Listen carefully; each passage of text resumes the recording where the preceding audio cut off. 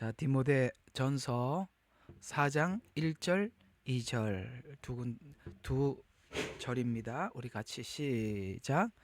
이제 성령께서 분명히 말씀하시나니 마지막 때에 어떤 자들이 믿음에서 떠나 미혹하는 영들과 마귀들의 교리를 따르리라. 자, 그걸 따르면 이렇게 된대요. 그들 자신의 양심에 화인을 맞아 위선으로 거짓을 말하리라. 이렇게 얘기하고 있습니다. 짧지만 아주 분명한 경고고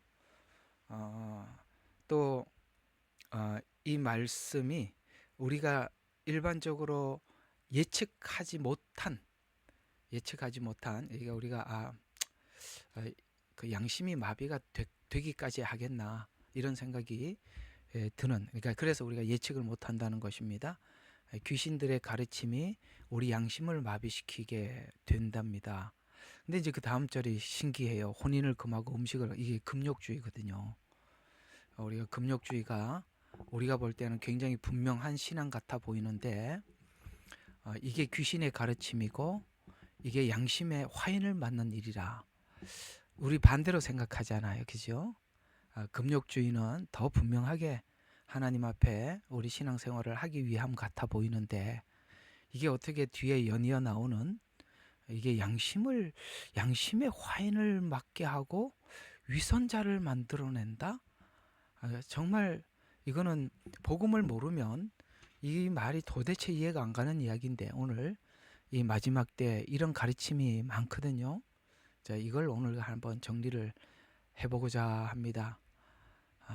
우리 참 어려운 말씀이고 또 하나는 우리가 복음적인 그 이해와 기초가 깊이 있게 없으면 설명해내기가 참 어려운 이야기인데 우리가 같이 성막을 오랫동안 하면서 여러분과 제가 이게 복음에 대한 방향성에 대해서 우리가 워낙 또 기초를 많이 잘 다져져 있는 바람에 여러분들과 이걸 설명할 수 있게 된 게 참 감사하게 여겨집니다. 이걸 설명을 하고도 사실 성도들 입장에서는 듣고도 그런가 이런 생각이 들게 할 만큼이나 이게 굉장히 고차원적인 미혹이라는 것에서 우리가 생각해 봐야 하는 것입니다. 한번 들어보시면 이게 보통 이야기가 아니라는 것을 알게 될 텐데 이 마지막 때 이렇게까지 미혹한다라고 말씀하고 있다는 것입니다. 자, 오늘 이 본문은 이 목회서신이라고 하잖아요. 디모데 전후서가 그다음에 디도서 이런 성경은 다 우리는 목회서신이다라고 합니다. 그 목회서신이면 성도들은 안 봐야 되느냐, 목사님한테만 보내는 성경이냐, 그게 아니고요. 성도들도 당연히 봐야 하고 목회자들도 봐야 하는데 특별히 목회자들로 하여금 양떼들을 잘 이끌어야 될 책임이 있는 사람들이잖아요. 그 책임 있는 우리들이 뭔가 열심히 잘 가르치는 내용 같지만 성경과 다른 내용을 설명할 수도 있고, 이제 여기 디모데 전서 여기 4장에는 특별히 마지막 때가 되면 이제 복음에 대한 깊이를 아는 사람은 이 말을 알아들어요. 야, 이제 이 미혹이 최절정에 달했구나. 아주 최고의 교묘함까지 왔구나. 이단 교리는 그 초창기에 나타나는 거짓 교리고요. 미혹이고요. 그거는 보면 금방 알아차린 거. 우리 지금 뭐 몰몬 교니 뭐 신천지니 이런 거는 뭐 따질 이유도 없습니다. 워낙 거짓을 드러내놓고 하기 때문에 보면은 그 코웃음을 치면서 반대를 하는데 이거는 그렇게 안 보입니다. 이게 굉장히 무서운 미혹이거든요. 근데 분명히 오늘 말하고 있습니다. 이거는 귀신의 교리를 귀신이 정해놓은 신학을 따르면 양심이 마비가 된다. 이게 오늘 포인트입니다. 그래서 오늘 목회자인 디모데에게 알아야 할 일들로 특별히 우리 마지막 목회자들에게 이 시점을 보내는 알려주는 성령께서 분명히 말한다. 이렇게 얘기한 이 이야기를 왜 썼냐면 이거는 바울이 생각하고 추측해 볼 때 개인적인 의견 정도가 아니라 하나님께서 공식적으로 미혹이 이 깊이까지 가게 될 것이다 라는 차원에서 마지막 때 교회 전반에 분명하게 나타날 일들이다 라고 하면서 경고해 주고 있다는 것입니다. 그래서 믿음에서 떠난대요. 그럼 이 말은 무슨 말이냐면 마지막까지 믿음 안에 있던 사람들이 믿음에서 떠난다는 이야기가 되거든요. 원리를 가만히 문맥을 생각해 보세요. 믿음 안에 있었다고 생각하던 사람들이 믿음에서 떠난다 이런 이야기가 되거든요. 그러면 이 믿음에서 떠난다는 말은 간단치 않습니다. 어떤 측면에서 간단치 않냐면 오늘 여기 금방 읽었던 혼인을 금하고 음식을 삼가하고 이건 우리가 하나님 앞에 우리 신앙 고백을 위해서 최상의 절제의 모습들이에요. 여러분 신앙의 최상의 절제의 모습들은 믿음이 좋아 보이는 거예요? 아니면 믿음이 없는 것 같이 보이는 거예요? 믿음이 굉장히 좋아 보이는 게 절제거든요. 근데 이 절제가 양심을 마비시키는 절제가 있대요. 참 이거는 설명하기가 굉장히 어려운데 굉장히 어려운데 오늘 제 설명을 듣고 나면 이거 정말 교묘하구나 이렇게 여러분 답을 찾게 될 날이 올 겁니다. 그럼 여기 믿음에서 떠난다는 것은 우리가 어떤 믿음을 가지고 있죠? 늘 복음이라고 주장하고 있는 복음은 십자가, 부활, 재림 복음입니다. 그러니까 여기서 떠난다는 겁니다. 금욕주의가 이 복음에서 떠나게 만들 수 있다. 여기까지 작업을 한다. 사단이. 그래서 성경에는 택한 자라도 삼킨다. 이런 말씀을 하고 있는 거거든요. 그러면 그러면 이게 뭐냐? 믿음에서 떠났다라는 말을 오늘 이 디모데 전후서, 그러니까 바울 서신은 항상 하나님 앞에 믿음에서 있다.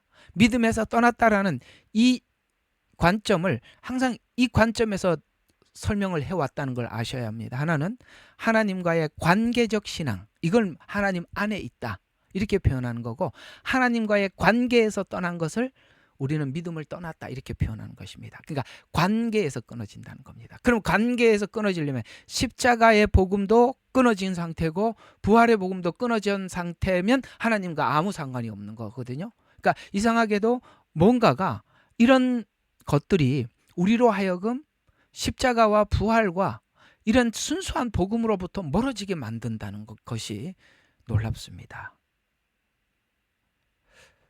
근데 이게 일반적으로 복음을 잘 깊이 있게 이해하지 못하는 사람들은 오늘 여기 3절부터 말하는 이런 원리 안에서 주님 안에 붙어 있다라고 생각을 하거든요. 그게 이 말 참 이해하고 넘어가셔야 되는데, 이렇게 절제하고 이렇게 하나님 앞에 금욕적이며 하나님 앞에 철저한 신앙생활을 하는 것이 하나님과의 관계 안에서 딱 붙어 있다고 생각하거든요. 물론 여기서 여러분들이 함부로 막 쓰지는 마세요. 그러면은 그렇게 막 살아도 된답니까? 절대 그 얘기는 아니라고 로마서에서 하도 말을 많이 했기 때문에 제가 이런 걸 언급한다는 그 자체가 유치해서 안 하는 거니까 그런 식으로는 가지 말라는 얘기입니다.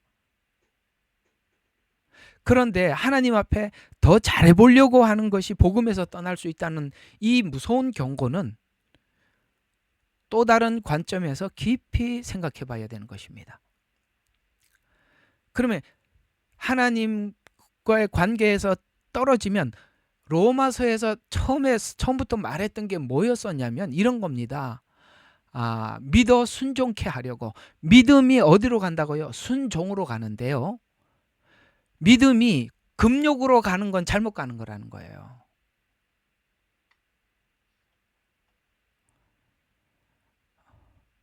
정리가 돼 가시는지 모르겠습니다. 믿음이 금욕으로 가는 거는 잘못 가는 거다. 믿음이 순종으로 가는 것은 정상이다. 그런데 십자가와 부활 안에 붙어 있으면 순종으로 가게 되어 있고, 십자가와 부활에서 떠나면 금욕으로 가는 거예요. 이상하죠? 이제 그게 원리가 뭔지 우리 하나 살펴보도록 하겠습니다. 그러면 이걸 좀 이해하려면 히브리서 3장에 가서 한번 해결을 하고 지나가면 오늘 이 본문을 푸는데 큰 도움이 되니까요. 우리 히브리서를 히브리서 10 왜 10이 왜 나와요? 3장 12절이 주제입니다. 12절 읽고 앞에 이야기부터 쭉 한번 보도록 하죠. 12절. 형제들아 너희 중에 아무도 믿음 없는 악한 마음으로 살아계신 하나님에게로부터 뭘 한다고요? 떨어지지 않도록 주의하라. 이런 말씀이 있어요.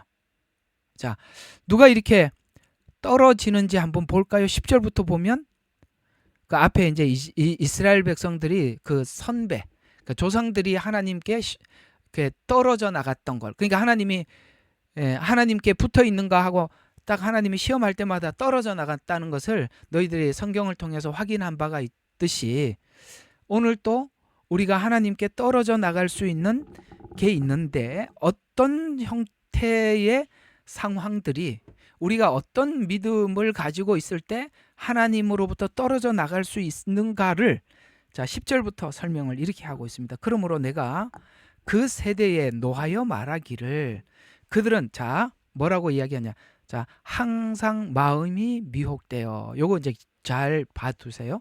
마음이 항상 미혹되었답니다.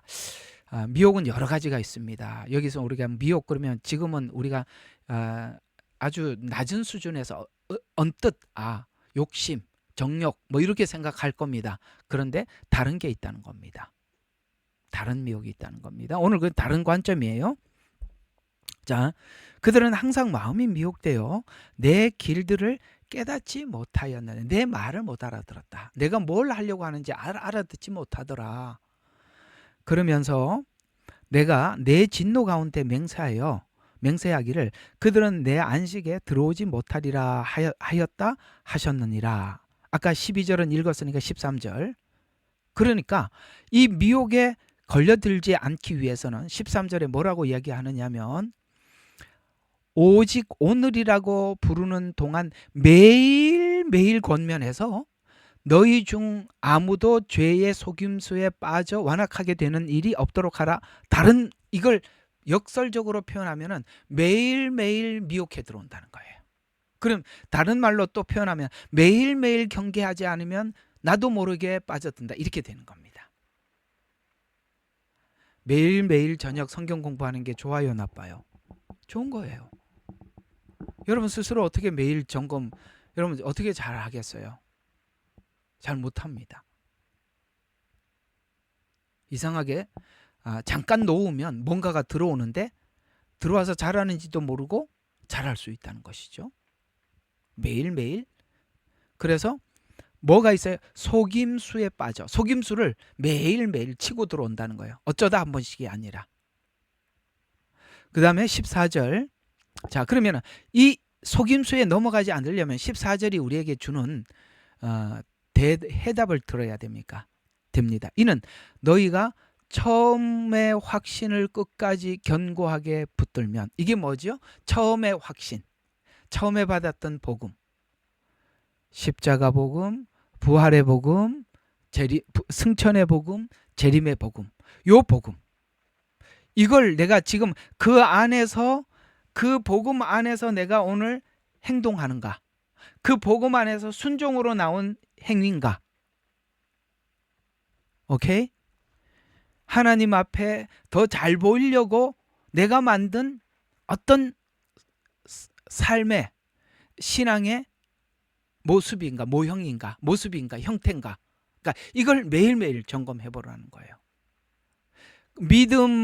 믿음과 믿음 안에서 순종으로 나온 행위인지, 아니면 내가 뭔가 좀 하나님 앞에 부족해 보이는 것을 내 의도적으로 만들어서 하는 행위인지, 요게 오늘 그 얘기입니다. 내 의도적으로 만든 행위, 그게 오늘 속임수랍니다. 귀신이 이걸 만들어서 마지막 때 사람들을 믿음에서 떠나게 한대요. 이게 원리가 다시 이렇게 빙빙 돌려보니까 알겠죠. 처음에 이야기했던 거하고 다시 이 히브리서 3장 이야기하고 같이 연결시켜 이렇게 돌려보니까 아, 그렇구나. 그래서 오늘 하나님께서 우리에게 주시는 권면이 뭐라고요? 처음에 복음을 끝까지 붙들어야 한다. 그리고 그 음성을 뭐 해야 된다? 계속 들어야만 한다. 그래서 15절에 보니까 말씀에 이른 바와 같이 오늘 너희가 그의 음성을 듣거든. 오늘, 아까는 매일, 오늘 이렇게 이야기하고 있죠. 듣거든. 경노하였을 때와 같이 너희 마음을 완악하게 하지 마라. 완악하면 언젠간 잡혀간다. 이렇게까지 교묘하게 해서 우리를 믿음에서 떠나게 만든다. 이런 이야기가 되는 겁니다. 어때요? 그 귀가 번쩍 뜨이지요. 아, 이럴 수 있구나. 이런 생각이 들어야 정상입니다. 자, 그러면 오늘 믿음에서 떠난다는 것은 아까 관계적이라죠. 하나님은 우리와 믿음이라는 것은 관계 안에 있는 거죠. 관계. 그렇죠? 이 관계 안에서 믿는 거죠. 관계도 없는 걸 어떻게 믿어요? 그래서 관계적 복음에서 떠나게 될 것이다. 그러면서 이런 이야기가 되는 거다. 관계 믿음에서 떠나서 지금 오늘 본문이 주장하고 있는 것은 뭐라고요? 인간 중심적 복음이 될 것이다. 요 사이가 우리는 하나님과의 관계의 믿음을 제가 설명을 하고 있고 성경은 그렇게 설명하고 있고 여러분들이 그렇게 하나님과의 믿음을 지금 유지하고 있는데 사단은 들어와서 하나님과 우리의 관계적 믿음을 끊게 하기 위해서 우리가 하나님과의 관계를 유지하기 위해서 만든 나의 어떤 내가 만들어낸 행위들을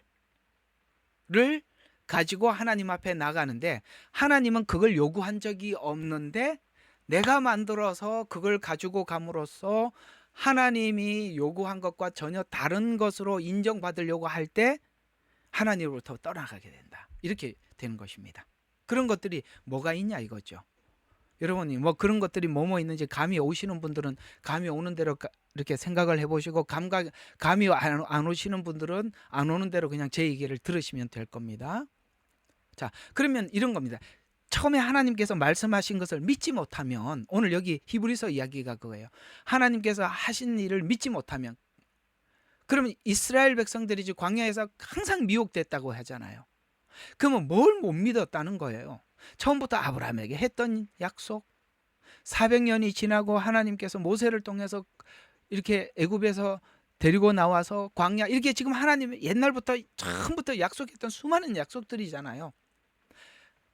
우리는 지금 약속을 향해서 가고 있고 그 약속의 마지막 지점에는 도착하지 않았습니다. 지금 과정에 있죠. 그 과정에 있는데 앞으로 하나님이 약속한 그 지점은 우리의 미래예요.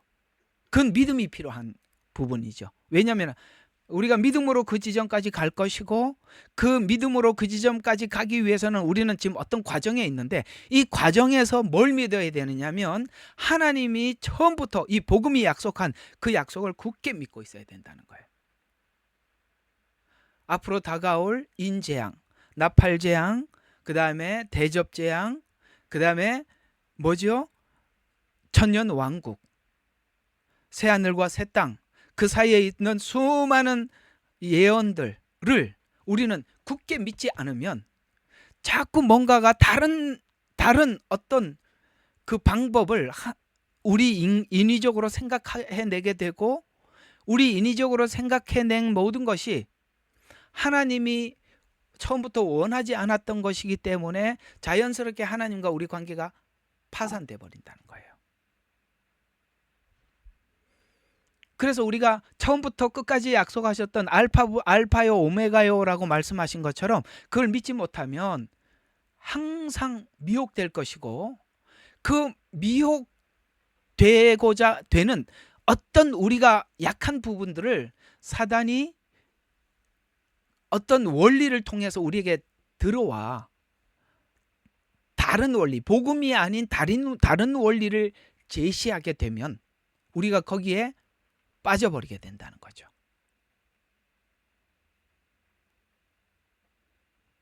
정리돼 가시죠? 그게 인간 중심적 원리, 그 다음에 외형적 경건. 이 금욕주의는 굉장히 외형적인 경건이거든요.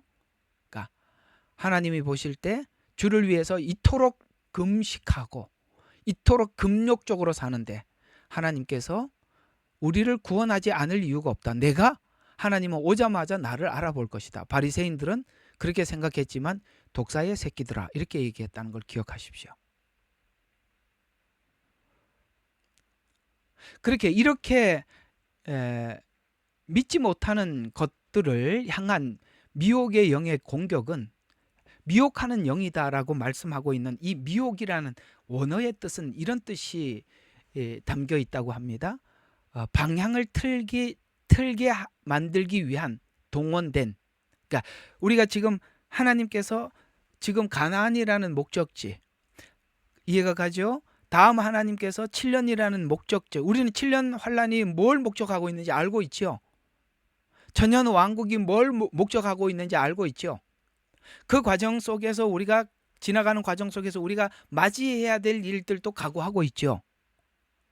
그것을 방향을 틀어버리는 거예요. 다른 쪽을 보게 만들어버리는 거예요. 이스라엘 백성들이 미혹이 됐던 것은 여러 가지가 있습니다. 늘 과거를 생각해. 자기들이 했던 옛날 방식, 그게 편하니까 자꾸 그걸 생각함으로써 미혹이 됐었어요. 근데 또 하나님은 안 보이니까 보이는 걸 자꾸 만들어요. 이게 미혹이에요.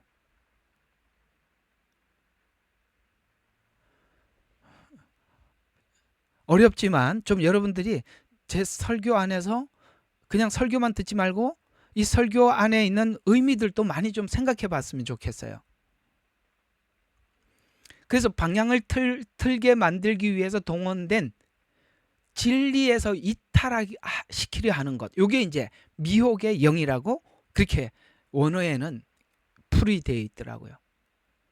그러니까 이게 이렇게 나와 있어요. 겉으로는 경건해 보이지만 유사한 거짓 진리, 유사해. 그러니까 모르는 거예요. 그래서 유사한 거짓 진리로 우리를 돌이키게 하는 것, 이렇게 나와 있어요. 그러면 이 미혹이 얼마나 무서운 미혹이냐면, 이단보다 이런 미혹이 더 무서운 것은, 이단은 노골적이잖아요. 이거 우리가 이단을 못 알아보는 거, 지금 현재 있는 이단을 못 알아보는 거는 정말 무식한 사람들이고, 아니 자기가 보혜사 성령이라는데 그걸 믿고 앉았으면 이거는 말할 여지가 없는 거예요. 그죠? 자기가 보혜사 성령이라고 그러고 자기가 메시아라고 그러는데도 믿고 앉아 있으면은 이거는 덜 떨어진 정도가 아니라 수준 미달이고요. 문제는 다음에 찾아올 오늘 이 본문이 지적하고 있는 미혹이 훨씬 더 무서운 겁니다. 그게 뭘까요? 하나님께서 미혹의 영을 보내주셔서 더 하나님께서는, 예수님이 그렇게 말씀하셨죠. 타작마당을 정하게 하는데 앞에서는 이 사이비들은 다 떨어져 나갔어요. 이미. 그죠? 이단에 다 가 있단 말이에요. 사이비들은 이미 다 가 있어요. 근데 난 진짜라고 여겨지고 있는 사람들 중에 하나님께서 타작마당을 정하게 하셔서 또 걸러내는데, 여기서 우리는 어쩌면 여기 있는 우리 모두가 오늘 이 말씀은 들어야 될 너무나도 소중한 말씀이라는 거예요. 그러면 이게 이런 방식의 가르침이 어디서 온 거냐? 귀신의 가르침이다라고 오늘 디모데 전서 4장에서는 말씀하고 있어요. 귀신의 가르침, 이게 뭐죠? 이 귀신은 사단의 하수인이죠. 사단의 하수인인데 이제 남아있는, 그래도 믿음을 지키려고 하는, 아까 믿음에서 떠나라고 하니까 믿음에서 지키려고 하는 사람들에게 어떻게 침투하느냐면, 경건을 위장해서 그 사람이 경건하게 사니까 그 경건한 사람이 외치는 거짓 복음이 교리로 침투한답니다. 이게 참 무서운 게 뭐냐면, 누가 봐도 훌륭해 보이는 그런 사람을 앞세워서 지금 우리가 가지고 있는 이 복음에서 떠나도록 만든다는 거예요. 우리가 누구보다 헌신적이고 누구보다 괜찮은 사람들이 그의 삶이 누가 봐도 본받을 만한 그런 사람들이 뭔가를 외쳐대면 사실 그 사람들의 메시지는 너무 많은 사람들이 듣고 있어요. 저는 그런 분들이 많이 보이는데 제가 차마 말은 못하겠습니다. 왜냐하면 그런 이야기를 하면 여기도 어떤 제가 이름을 거명하는 그 사람들은 무진장 믿고 존경했었는데 와, 김 목사 진짜 아니네 하고 아마 떠날 것 같아서 말을 못하겠어요. 그게 그렇게 무서운 겁니다. 그들이 외치는 외침에 복음적이지 않는 게 뭐 너무 많은데 그분의 삶이 많은 사람들에게 그 살았던 어떤 흔적들이 너무나도 사람들에게 감동을 주기 때문에 그 사람의 말은 모두가 틀림이 없다고 믿고 듣는 분들이 많이 있는데요. 저는 이게 유튜브나 이렇게 공식적으로 말하고 싶지 않아요. 진짜입니다. 그런 얘기 했다가는 좀 나중에 개인적으로 물어보십시오. 말하고 싶지는 않습니다. 참 아닌데도 많은 분들이 거기에 매달려 있는 걸 저는 많이 보거든요. 그게 뭘까요? 아주 공교해 보이는 이유는 금욕주의로 복음을 금욕하려고 사람들이 어떤 그렇게 자기 룰을 만들어서 그렇게 살았던 그 참 피나는 어떤 노력들 막 이런 것들이겠죠. 그걸 간단하게 좀 정리를 공식을 만들어내면 복음 더하기 인간이 만든 법칙들, 그건 우리가 볼 때는 굉장히 경건해 보이는 삶들입니다. 아주 남들이 가지 못하는 오지에서 정말 헌신하시 그런 그 정말 기막힌 이야기를 들었을 때, 야, 정말 주님을 만나서 저렇게까지 헌신한 걸 보니 저 사람 가슴 속에는 십자가 복음이 부글부글 끓겠구나 이렇게 얘기를 하는데, 그가 설명하는 것은 복음과 다른 이야기들이 많이 있다는 것을, 그러니까 이 복음의 깊이를 모르면 못 찾아낼 겁니다. 자, 이런 사람들의 이야기를 계속 들으면 오늘 본문이 이야기하고 있는 지적이 연속적으로 양심의 화인을 맞게 된다 이렇게 말씀하고 있습니다. 이런 가르침이 왜 화인을 맞게 하느냐, 이게 참 우리가 아까 서두에 의문점으로 꺼내놨던 이야기 아니겠습니까? 그렇죠? 금욕주의가 왜 양심의 화인을 맞게 하나? 근데 성경은 화인을 맞게 한다면, 성경이 옳아요, 우리 상식이 옳아요? 성경이 옳죠. 성경이 그렇게 살면 양심의 화인을 맞는다 그러면 찾아보셔야지요. 성경은 뭐든지 맞습니다. 자, 이런 교리들이 죄책감을 무디게 만든대요. 오늘 성경대로 표현하자면 양심의 화인을 맞게 만든답니다.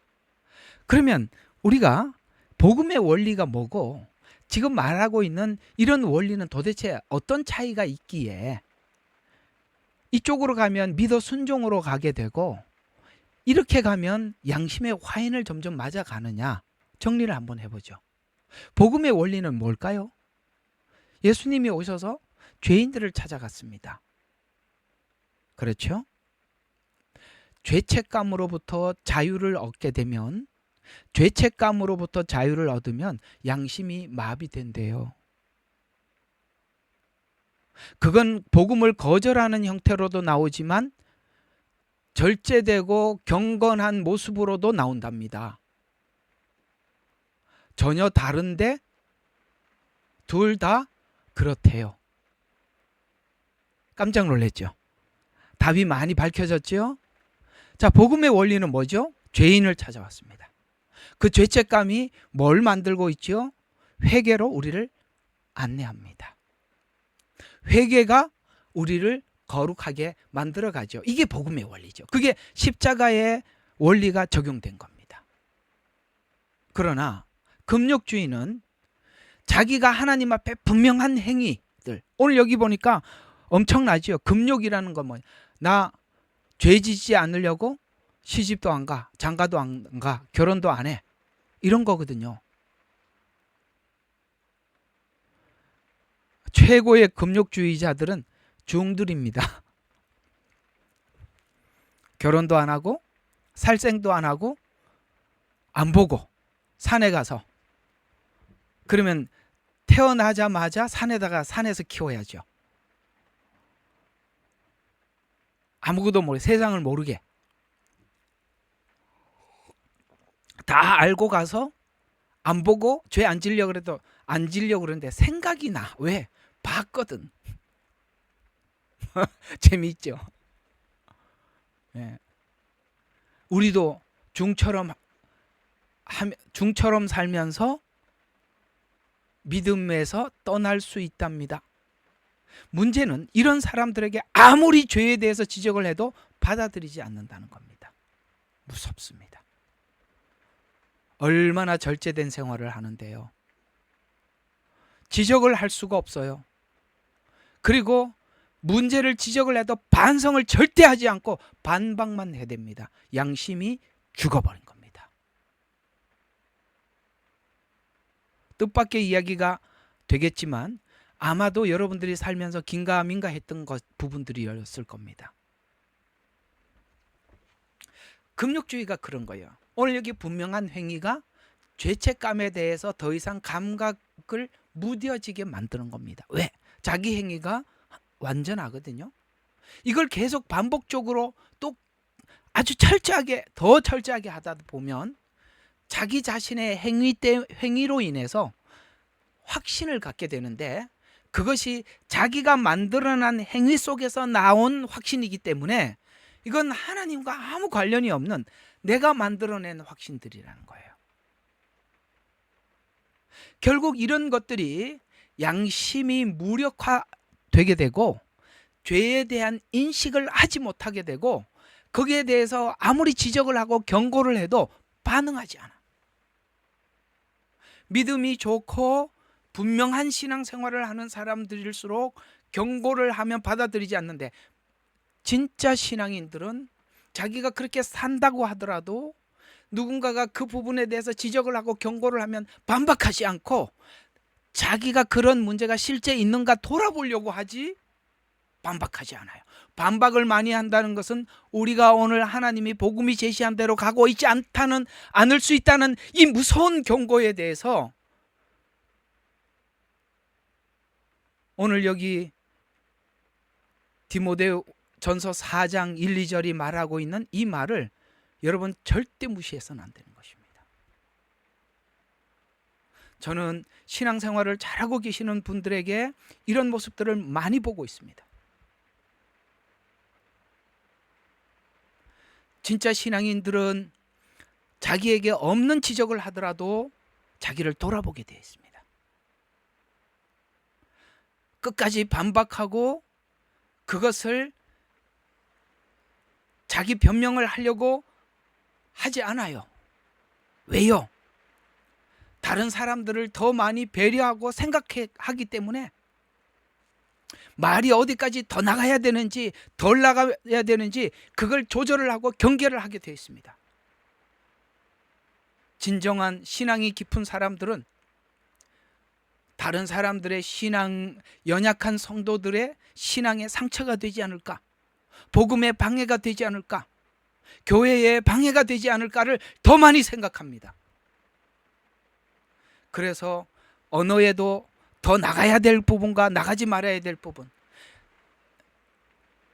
상대방이 오해를 하고 있다고 하더라도 거기에 대해서 모두에게 유익이 되는가 안 되는가를 생각하지 자기 자존심은 생각하지 않습니다.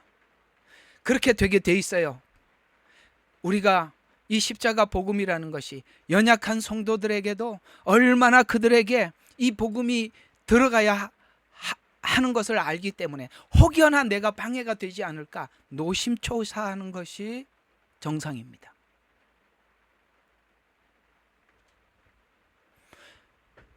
결국 그렇게 되면은 행위가 자기는 흠이 없는 것으로 자기 만족으로 가게 되고, 그렇게 되면 복음이 하는 일을 그러니까 복음이 하고자 하는 일이 끝나는 거예요. 복음이 어떻게 일을 한다고요? 죄를 지적을 해서 회개해서 우리를 거룩하게, 회개가 거룩하게 만드는 거예요. 금욕이 거룩하게 만드는 게 아니라 이렇게 해서 하나님과의 관계가 끊어지는 겁니다. 마지막 테스트가 이거라고 오늘 말씀하고 있어요.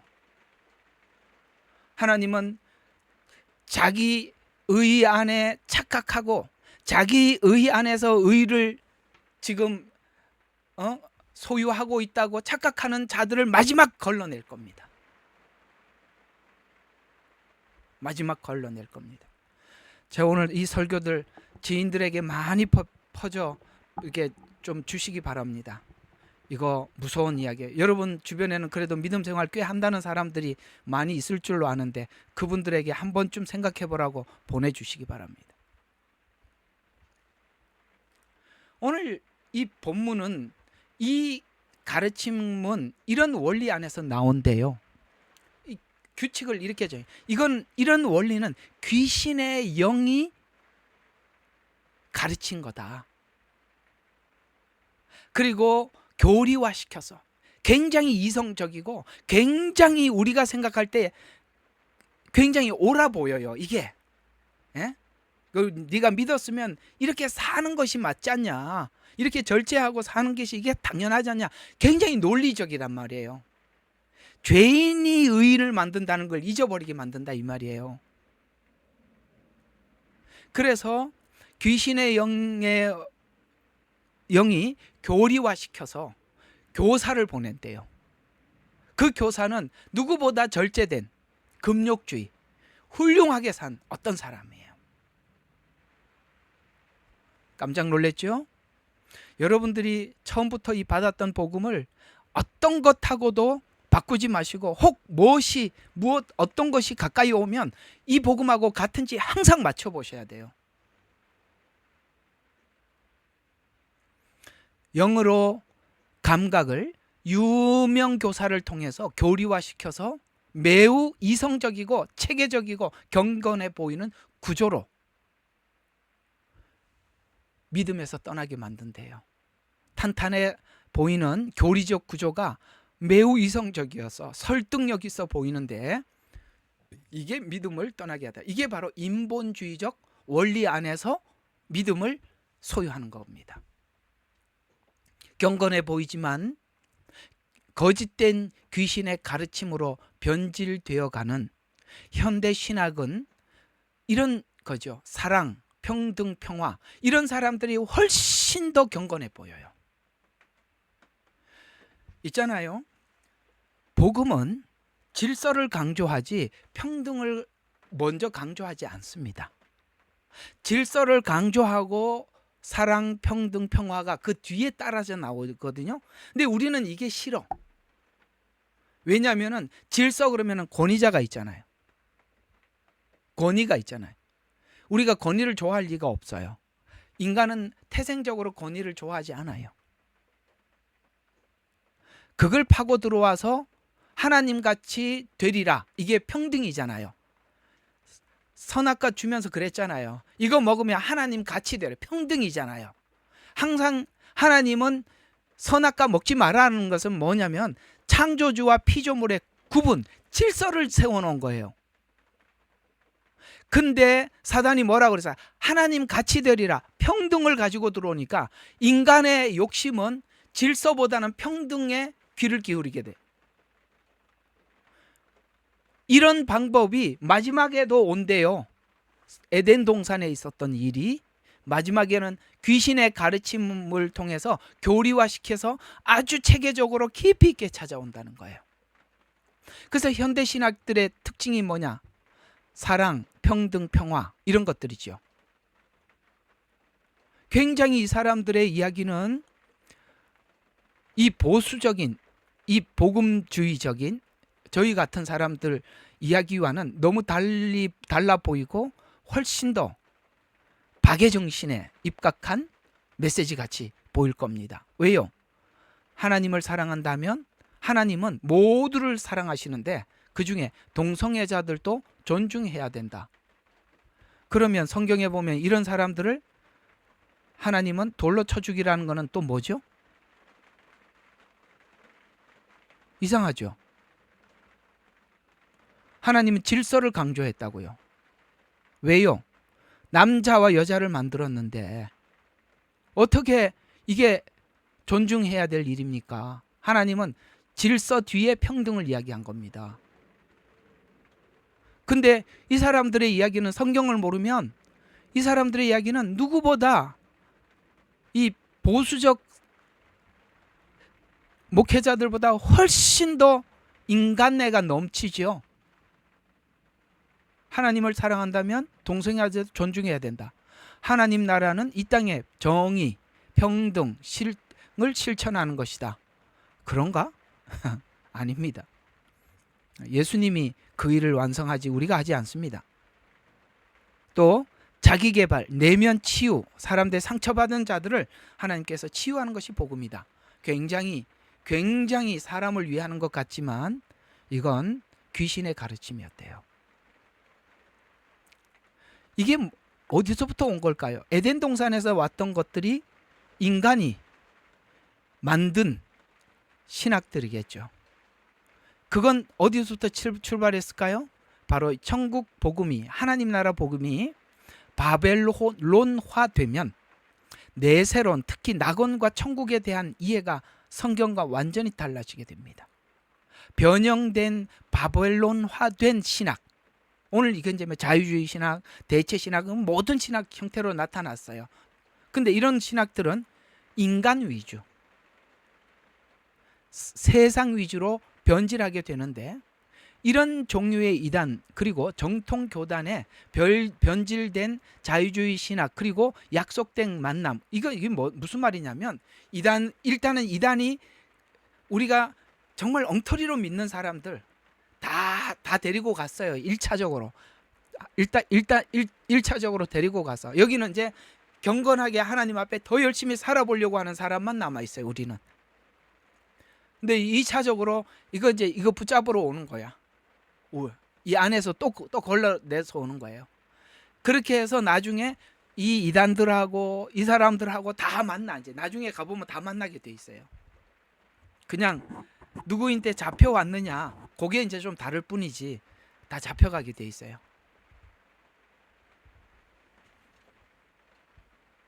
이제는 복음을 좀 더 명확하고 정교하게 다듬어야 하고, 그리고 두리뭉실하게 우리가 믿음을 지켜야지라는 이런 생각에서 떠나셔야 되는 겁니다. 그냥 좋은 게 아닙니다. 영적 전쟁은 아주 치열하고 살벌하고 냉정합니다. 자, 그러면 이런 패턴을 보면 에덴 동산의 말씀이 자기중심적으로, 그러니까 하나님 같이 되리라, 자기중심적으로 변질되었던 사건과 같은 패턴이 성경 안에는 계속 반복되더라. 그래서 창세기 11장에 보면 에덴 동산에 있었던 사건이 어떤 형태로 다시 나타나느냐, 하나님의 심판을, 노아 홍수 심판을 맛보고도 무슨 일이 일어나? 우리의 이름을 내자. 우리가 또 나와. 자기. 오케이? 이게 우리가 뭐죠? 인간 위주의 복음. 그 다음에 이것이 또 선택한 이스라엘 백성 안에서도 금송아지 사건으로 등장하더라. 하나님이 없어도 바벨탑으로, 하나님이 있어도 금송아지로 끊임없이 나오는데, 이 종말쯤 와서는 이들의 이 교리가 얼마나 교묘한지, 거기에다가 전하는 사람마저도 너무나도 훌륭해 보이는 그런 자들을 앞세워서, 그 사람들은 박애 정신이 있을지는 몰라도 복음은 모르는 겁니다. 다른 거예요. 박애 정신이 있는 거, 제가 항상 그러죠. 우리 목사님은 다 착한데, 그래서 착한 거하고 복음을 모르는 거하고 다른 거예요. 내가 저번에 말했죠. 돌팔이하고 다르다고. 착한 거는 그냥 착한 거죠. 착해서 문제예요. 그런 자들을 사단이 훨씬 더 쓸 수 있다는 걸 아셔야 돼요. 악한 자들은 그냥 악한데 한번 쓰고 우리가 확 분별이 되니까 상관이 없는데, 선해 보이는 사람들은 분별이 안 돼요. 그래서 참 무섭죠. 자, 그래서 출애굽기 32장은 뭐냐? 금송아지 사건이 등장하는 것인데, 늘 우리가 복음이, 다시 이제 또 설명, 오늘 이게 강조점이니까 복음이 어떻게 하는 거라고요? 죄인을 회개시켜 거르고, 요 구조를 잊지 말라는 거야. 회개는 십자가의 죽음이에요. 그 다음에 새롭게 하는 건 부활이에요. 그 회개는 십자가, 새롭게 하는 부활, 이 구조로 계속하는 거예요. 그런데 이들이 애굽에서 나와서 금송아지를 만든 것은 많은 의미가 있지만은, 오늘 여기 본문에서 의미하는 것과 접목을 시켜보면 이런 거예요. 옛 종교 방식이 쉬운 거야. 옛날 방식이. 이해가 가요? 그러니까 회개해서 거룩하기보다는 금욕해서 거룩하게 되는 것이 우리가 옛날에 상식적으로 알고 있었던 방식이잖아요. 그렇게 하는 게 편해 보이니까 그렇게 하는 거예요. 그게 금송아지예요. 왜? 애굽에서 있던 신이잖아요. 옛 방식. 보이는 것. 내가 지금 행위, 보이는 것으로 하나님을 충족시키는 거예요. 이게 굉장히 우리 가깝게 와 있는 거고, 복음을 모르면 쉽게 이 말에 동의하게 된다, 이 말이죠. 이 현상이 계속되어서 결국에는 뭡니까? 이제 짬뽕이 되죠. 혼합 형식으로. 그 금송아지가 이스라엘 백성들이 후반부에 뒤에 그 후손들에게는 혼합 종교 형식으로 나오더라. 섞여. 왜요? 여기서는 금송아지를 만들었던 이유가 애굽에서 봤던 거고, 혼합 종교로 나오는 이유는 가나안에 있는 종교하고 또 합치는 거예요. 그러니까 답답한 노릇이죠. 계속 이건 공통적으로 어떤 의미를 담고 있냐면 보이는 방식을 선택하고 있는 겁니다. 안 보이니까 금송아지를 만들어서 보아야 안심이 돼. 왜? 이건 금송아지는 옛날에 봤던 신이잖아요. 가나안 땅에 들어갔더니 가나안 백성들이 섬겼던 신이 있어요. 그걸 거기서 익숙해져 버린 거예요. 그래서 또 혼합주의로 나타나는 거예요. 섞이는 거예요.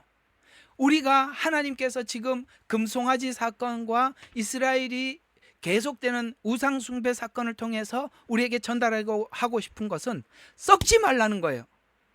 이성과 신앙을, 믿음을 섞지 말라는 거예요. 행위와 믿음을 섞지 말라는 거예요.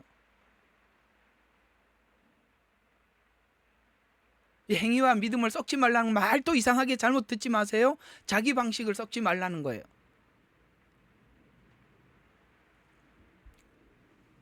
이런 것들이 이제는 거대한 덩치로 나타나서 온 세상을 사로잡고 있어요. 그런 것들이 점점 발전해서 어디로 갔느냐? 인간 중심, 아까 우리의 이름을 내자라고 했듯이 유토피아 복음, 즉 공산 사회주의 형태로 나타나고 있어요. 그래서 번영, 긍정의 힘, 이거 보세요. 그 조엘 오스틴 그 긍정의 힘, 그 교회 사람들, 그 넓은 스타디움이죠. 거기에 야, 그렇게 많이 앉아 있는 거. 어쩌면 그렇게 많이 앉아 있냐고요. 예? 이게 뭘 이야기하느냐? 인간은 이게 먹히는 거예요. 빠른 거예요.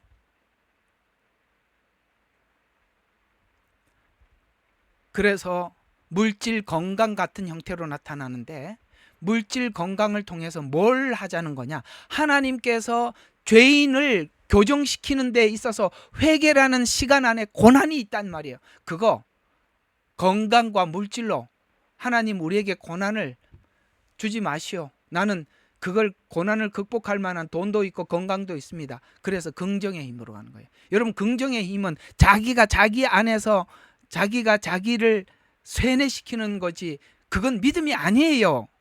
그게 무슨 믿음이에요? 믿습니다 이러면 믿음이 와요? 하나님 무슨 귀신입니까? 이런 식으로 간다 이 말이에요. 이런 기조 아래 만들어진 신학이 지금 우리 교회 안에 너무나도 많이 들어와 있어요. 아까 이미 이단들이 완전히 가라지들은 다 끌고 갔어요. 이제는 이 안에서 잘해보자는 사람들 또 데리고 가려고 온 거예요. 그래서 이런 기조 아래 해방신학이 평등을 가장한 공산 사회신학으로, 사회주의 신학으로 믿음과 신앙이 뭘로 바뀌느냐? 사상으로 바뀌는 거예요. 우리 그런 사람들 많이 봤죠? 제가 이제 여러분들이 이제 우리나라 사정들을 잘 아시니까 그 김부선 씨 참 아시죠? 뭔 얘기한지 우리 다 알고 있습니다. 그 김부선 씨가 이런 이야기를 한번 합디다. 나는 예수님을 안 믿습니다. 믿고 싶은데 안 믿습니다. 왜냐하면 이재명이 주변에 있는 사람들이 다 안수 집사고 전도사라서 절대 안 믿는데요. 그 교묘하고 그 악한 놈들, 진짜 정말 사악한 놈들이거든요. 그게 다 어느 교회 집사고 그래요. 그래서 나는 그게 어느 교회 집사인가 싶어가지고 알아보려고 그랬더니 그런 거는 무슨 뭐라고 이렇게 안 가르쳐 준다고 이렇게 나오더라고. 그래서 이런 거는 또 이놈들이 다 폐쇄해놨구나. 그래서 요번에 그 국무총리 되려고 하는 그분도 어느 교회 안수 집사랍니다. 그러니까 김부선 씨가 예수 안 믿으려고 그러죠. 이게 뭐가 그렇게 만들었다고요? 이런 신학들이 사상이 됐어요. 사상. 자기들은 신앙이라 그래요. 사단이 사상화 시켰대요. 그래서 우리 좌파들이 그렇게 많은 겁니다. 좌파들이 그렇게 교회 많이 다니는 거예요. 이렇게 침투해 왔다는 거 이제 이렇게 성경이 감을 잡아주니까 정리가 되시죠. 아, 그래서 교회 안에 좌파가 많구나. 그들이 믿음이라고 말하는데 그건 사상이구나. 이렇게 이해가 될 겁니다. 그리고 이 사회 구조를 그들은 사상이다 보니까 복음의 핵심, 그러니까 사회 구조를 개편하고 새롭게 하는 것을 그게 이제 자기들의 믿음이라고 생각을 하고 막 지금 저렇게 아주 그냥 기뻐하는 겁니다. 드디어 하나님 나라가 이제 그 아무개를 중심으로 세워지기 시작했다. 이렇게까지 갈 수 있다는 게 성경이 잘못 가면 복음을 잘못 보면 이렇게까지 갈 수 있다는 것을 알고 계셔야 합니다. 복음은 무서운 겁니다. 사단이 만들면 저렇게 되고 하나님 안에서 오면 진짜 신자가 되는 겁니다. 그래서 이 혼합주의 복음이 종교, 통합, 에큐메니즘을 만들어 절대 진리를 포기하게 만들어요. 그래서 우리 자유주의 신학이 뭐예요? 아, 성경은 신화다. 홍해에서 건너온 사건들 이런 거 얘기하는 거 다 얼마나 웃깁니까? 착시 현상이다. 이러고 앉아 있고 하여튼 설명하는 거 보면 예수님 물 위로 걸었다는 게 다 착시 현상이라 그러지 않나? 그렇죠. 그럴 수밖에 없죠. 이성을 접근으로 해서 그렇게 만드는데 그게 이제 행위, 그러니까 성경을 자꾸 이성으로 접근을 하면 이게 미혹이에요. 지금 인본주의가 큰 미혹이거든요. 그러니까 이렇게 하면 이렇게 가는 거예요. 네. 그래서 사랑과 평화라는 명분으로 구원의 길이 여러 가지라 주장해서 이게 오타가 나 음료 세력을 만들었고, 번영과 긍정의 복음이 성공주의 신학을 만들어서 십자가와 고난이 없는 신앙으로, 아까 말씀드렸던 돈과 건강, 성공 이런 거로 더 이상 하나님이 우리에게 고난으로 접근하지 못하도록 돈으로 다 해결해, 힘으로 해결해, 그렇게 하더라. 이게 성공주의라는 거예요. 그래서 근본적으로 다르게 해석해서 특별히 마지막 때에 있는 이런 7년 환란들은 없어졌어. 그래서 그 사람들은 그 말 안 해. 고난이 없는데, 환난이라는 말 자체를 싫어하는데 어떻게든지 성경은 자기들 마음대로 목적을 위해서는, 자기들이 원하는 목적을 위해서는 성경은 마음대로 해석할 수 있으니까 뭐 전천년주의, 후천년주의, 무천년주의 이렇게 만들어서 해석하지 못하게 만드는 거죠.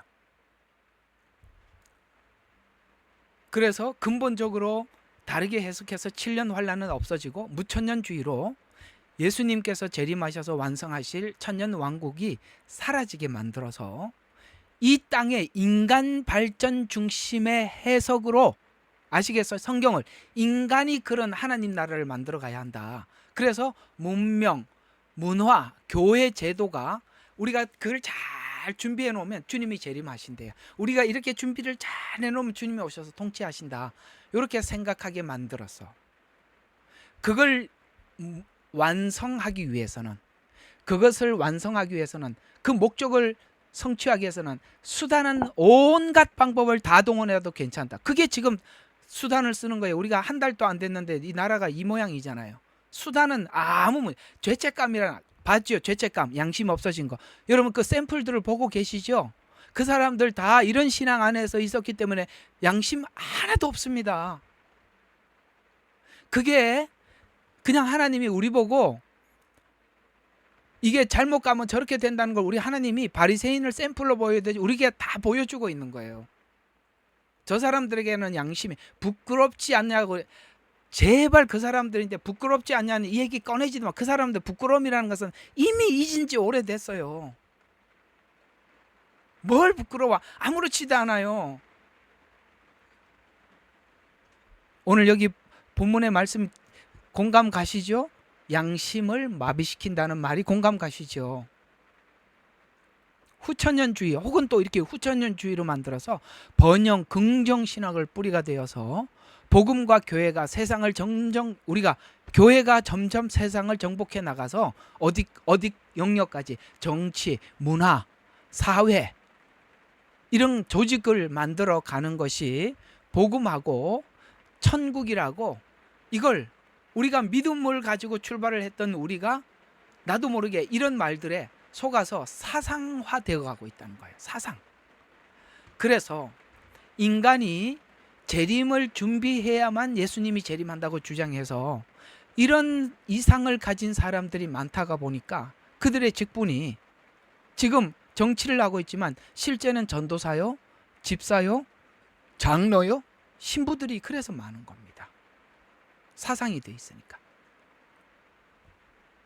이런 이와 같은 흐름 안에 등장한 이단이 주장하는 낙원, 천년 왕국, 천국이 마지막 지점이 우리가 이해하고 있는 그런 관점 있잖아요. 환란을 통해서 하나님 마지막 부흥기를 주시고 천년 왕국의 주님이 오셔서 공의로 통치하시고, 이거하고 우리하고 전혀 다르니까. 그래서 끝에 가보면 전혀 다르. 우리가 셋째 문을 하고 있잖아요. 성막에.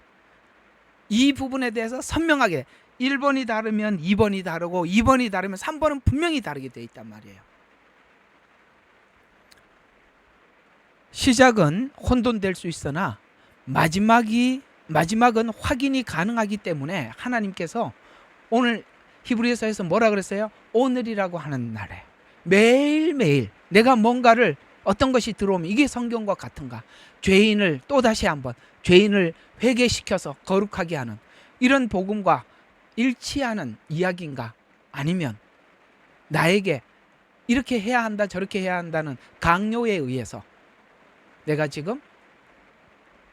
나를, 신앙을 체질화시키고 있는가, 억지로 의무적으로 이렇게 하느냐 생각해 보라는 겁니다.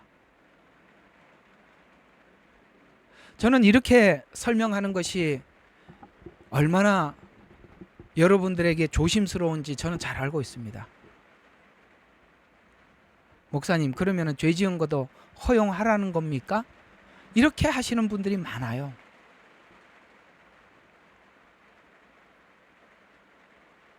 성경이 계속 뭐라 그랬습니까? 우리가 약해서 죄를 지을 수는 있지만 결코 그럴 수 없는 이라가 복음이라고 그랬죠. 죄를 지으라는 얘기는 아니잖아요. 죄를 반성하라고 이야기하는 거잖아요. 우리는 그 뒤에 회개와 반성의 이야기는 없고, 그러면 죄를 허용해도 되는 겁니까? 그렇게 막 살아도 그냥 두고 봐야 되는 겁니까? 제가 그런 얘기 아니잖아요. 너무 그렇게 악용을 하더라고요. 그래서 이런 말하기가 참 무서워요. 싫어요, 사실은. 하면은 그런 사람들이 많아서. 결론입니다. 자, 우리 이걸 한번 보고 결론을 내리죠. 우리 에레미야서로 한번 가봅시다. 2장 13절입니다.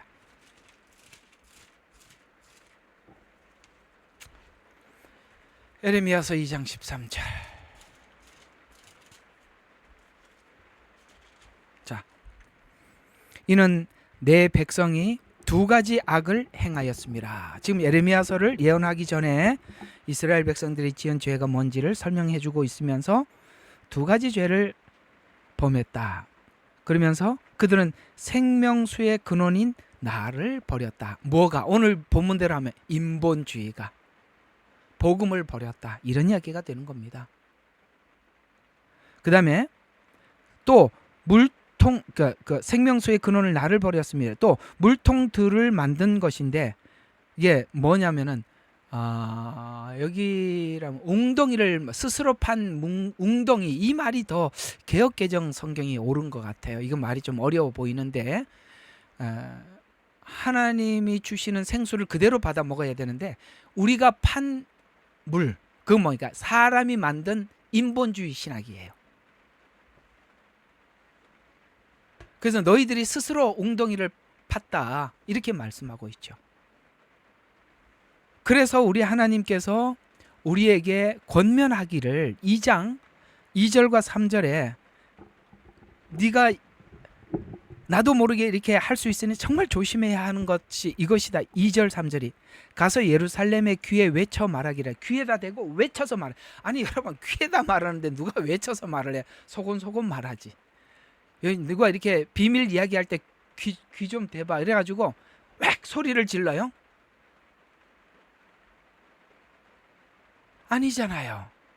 조용히 말하잖아요. 얼마나 답답하면 귀대라는 거 소리를 냅다 지르래요. 재밌죠? 2절에 보니까 너는 가서 이스라엘 귀에 외쳐 말하라. 주가 이같이 말하노라.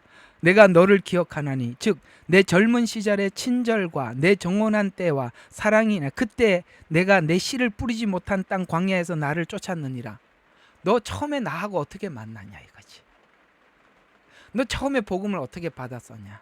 은혜로 받았고 값없이 받아서 감사하고 감격하고 회개하고 돌이키고 그렇게 시작한 거 아니냐. 네가 그거 버렸지 않냐. 나 처음에 어떻게 만난지 너 잊었냐? 이렇게 묻는 거잖아요.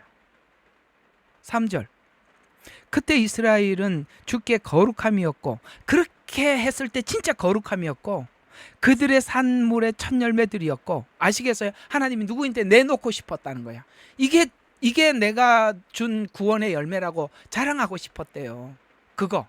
근데 네가 지금 네가 네 형태로 네 마음대로 가다듬어 갖고 하나님 저 멋있어요 하고 여기다 똥물 한 가득 뒤집어 쓰고 화장이라고 하긴 했는데 오줌을 잔뜩 발라 가지고 예뻐요 하고 이러니 그걸 어떻게 예뻐할 수가 있겠어요. 자기가 화장하고 누더기 옷을 입고 와서 자기가 볼 때는 멋있어 보이는데 하나님은 아니라는 거예요. 내가 준 거 아니라는 거예요.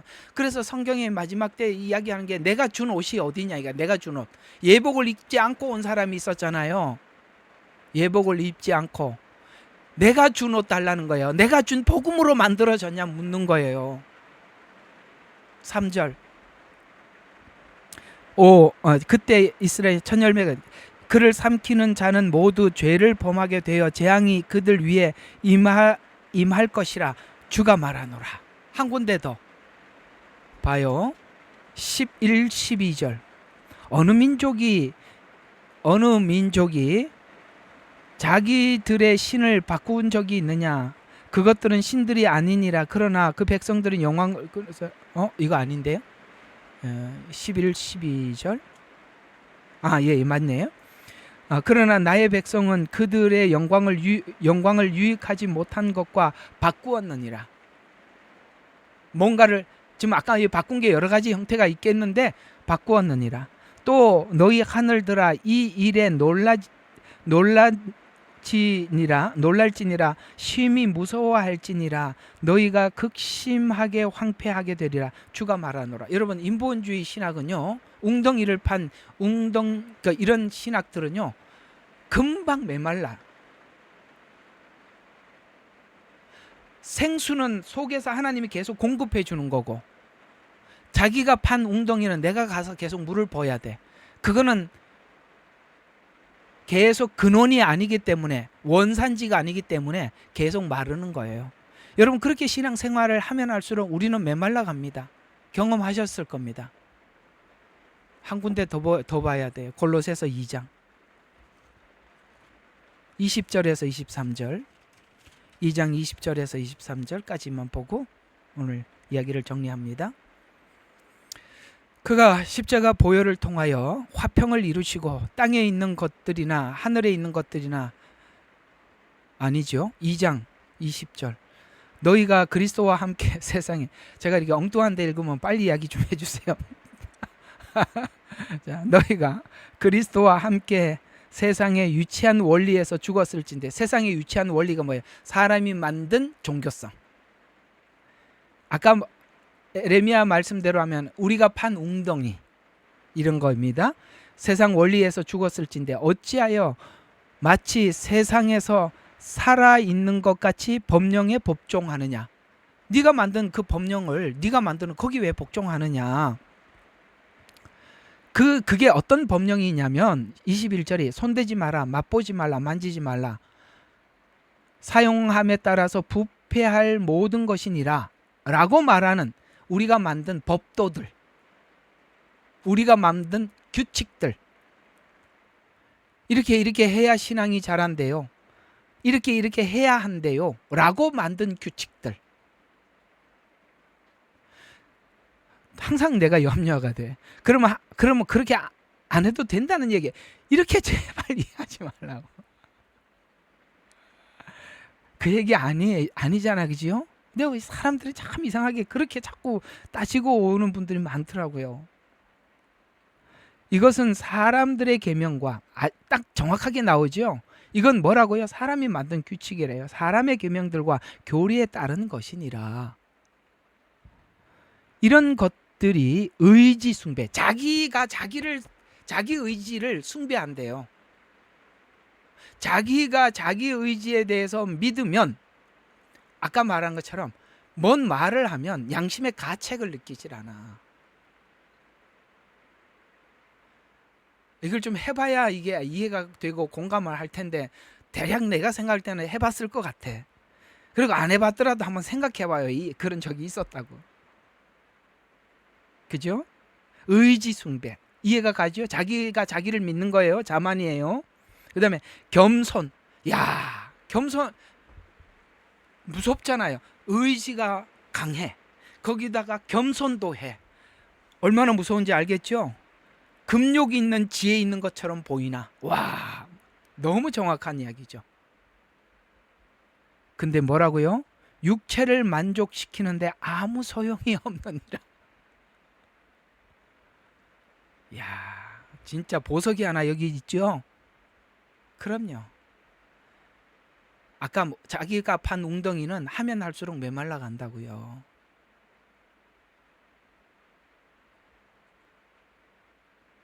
복음 안에서 기뻐하는지, 복음 안에서 하나님 앞에 사역하는지, 복음 때문에 대화하는지 다 매일매일 순간순간 생각해봐요. 왜요? 매일매일 덤빈대요.